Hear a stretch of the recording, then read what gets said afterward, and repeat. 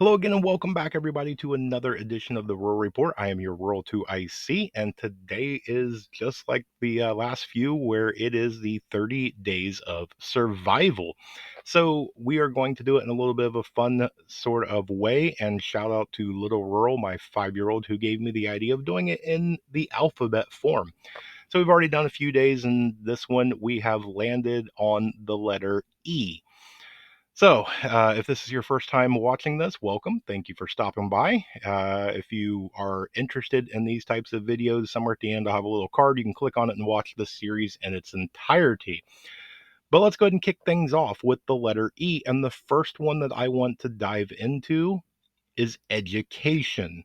Education is extremely important, right? Without it, then we're just uneducated. We're trying to do something without the skills and the knowledge and the talent and everything that goes along with doing the task. Now, some people might be able to go through and figure it out, but most of us would rather know what we're doing before we start that task. And that goes along with education. And there's many forms of education, many different types of ways that you can do it. One of them is with your ears. You can listen to people that's already had the experience and the knowledge. They've done this way more than a time or two, and they're trying to educate you and train you and get you better into that task. The next one is with your eyes. You can use your eyes to read books, watch videos, and watch other people do that task so you can visually learn from it. And then the next one, your hands. Get out there and actually do it. Practice, train. Whatever it is an educated thing. You do something time and time again as practice until you get to mastery level. So continue to educate, because this is kind of like preparedness, that it's a lifestyle. It is a lifelong process. You are never done educating yourself, just like you're never done preparing for anything, right? Prepping is an absolute lifestyle. It's a lifelong commitment. Next on the list is eating.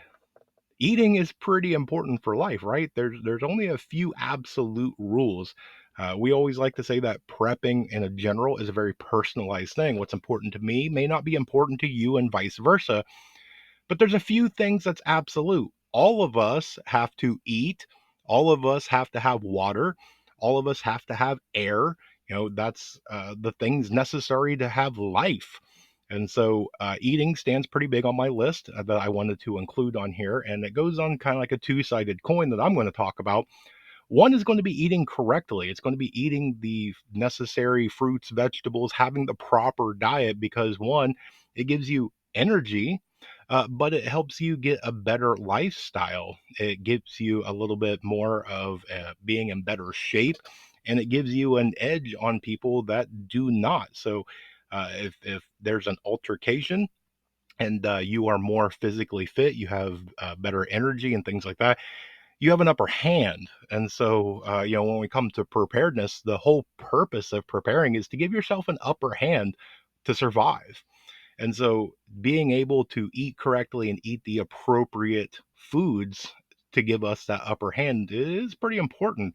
But the other side is long term eating. And that is anything from canning food yourself, buying commercialized food already canned, doing any sort of long term food preservation, like freeze drying, dehydrating, having fresh food, like growing it, hunting, trapping, fishing, anything along those lines. It is a continuous food source. So, again, eating's pretty important to call it life. So, that's why I wanted to put it on my list. Now, next, I'm going to transition into EDC. So, that is everyday carry. First of all, we just talked about that preparedness is a lifelong commitment. So, you need to be doing it every day anyway.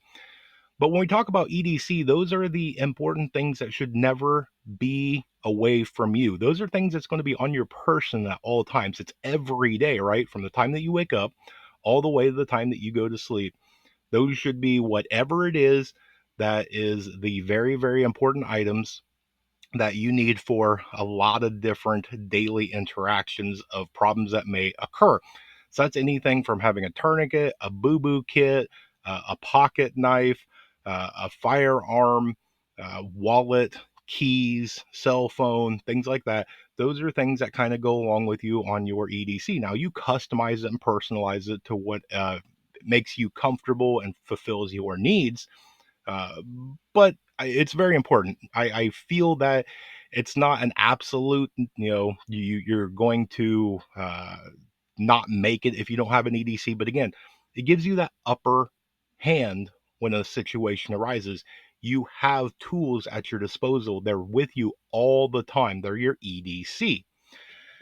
So that will also go right into my next E, which is essential.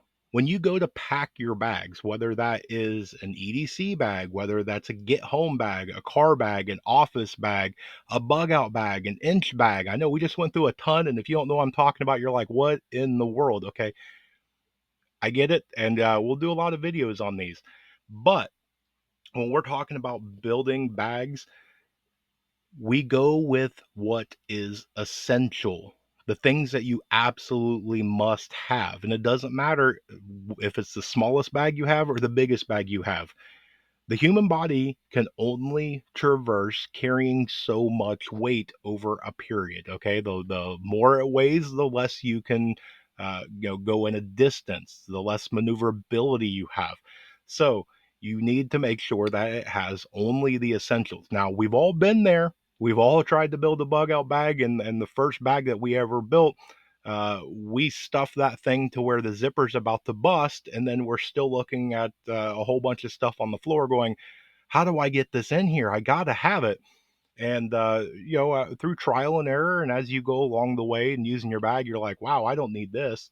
Well, why did I even pack that? I didn't even use that. Or if I put this in here, I can take 3 4 items out.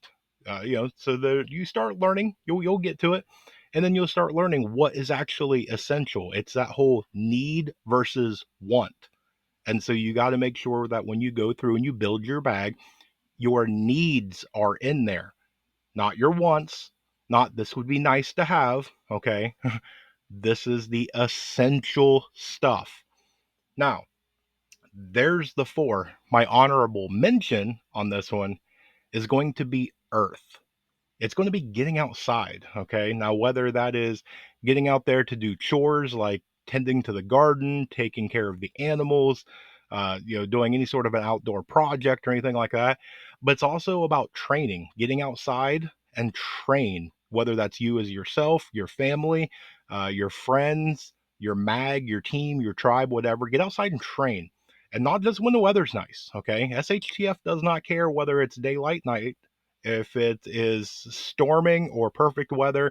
It doesn't matter if it's hot or cold, clear conditions, whatever. When SHTF happens, it's going to happen regardless of the day or the night or the weather or anything along those lines. So get out there and train in all of it so that way you are better prepared. But also enjoy nature, okay? God paints a very pretty scenery out there, and we get so busy in our daily lives not to stop and smell the roses. Stop for a moment and just look around at all the beauty that nature provides for you. We often just take a lot of that stuff for granted. Take a day and go spend with the family. Take your kids, take your grandkids, go out somewhere to a national park or go somewhere and just walk through the trees, listen to the animals, get fresh air, feel the sunshine, feel the breeze against your skin, sit down, have a picnic or whatever. Just get outside.